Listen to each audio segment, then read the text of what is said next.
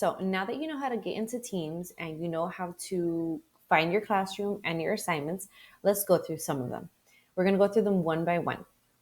So let's start off at the top with the Kush and Empire Timeline. So you're going to click on the assignment. You guys are not going to see this screen, but you will see this screen. So I put minimal instructions for English, Spanish, and in Creole. So what you're going to do is basically you have two options, or you can do both. The first thing you're going to do is watch each video.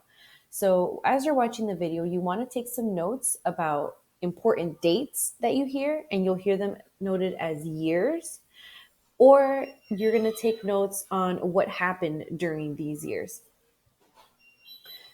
You can also, you see that you can go into your textbook and go to chapter 5. The lesson is going to be lesson 4. So let's push pause really quick. Okay, so you're going to go to the home page and you're going to click on this little book. Any of these little books is fine because they're all going to take you to the McGraw-Hill's homepage. So you're just going to click on student. You might have to log in again. That's fine. So then you are going to wait for this to finish loading. And you're going to come down to our textbook. So your textbook is going to look like King Tut on the cover. It's a gold man. It's King Tut. We went through him in chapter 5 a few months ago. Hopefully you guys remember. And you're going to go ahead and click on the student edition. Well, that's the only edition you guys are going to see. So underneath your to-do list, you're going to see the Kush Empire in this first little bar. Obviously, I don't see it here because I'm a teacher and I couldn't assign it to myself, but it's going to show you a bunch of resources that you can use for this assignment.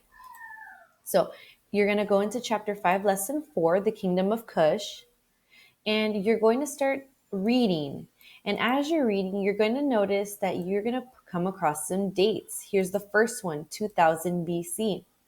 So you're going to make a little note like, okay, in 2000 BC, and then you're going to notice that these things happened.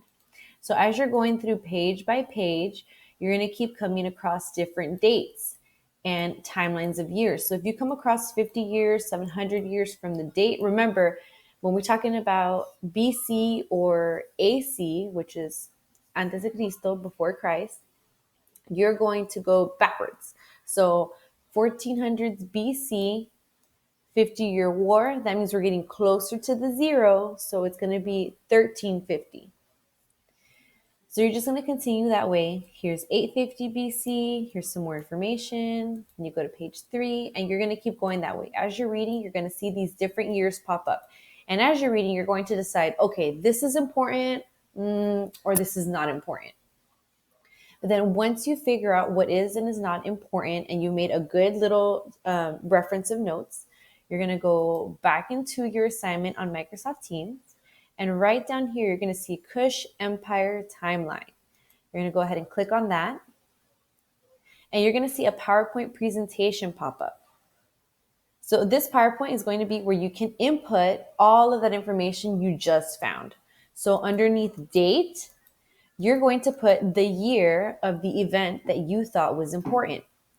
The event, you're just going to give it a quick title, and then you're going to give some details. Now, you'll see that these prompts all say the same exact thing. Really, these prompts are just ways to help you put things in your own words, to put the information that you read in your own words. So once you discover or can make a strong argument for what you consider is important for the creation of the Kush Empire. So whatever you think is the most important, you're going to put those dates here, the events here, and the details here.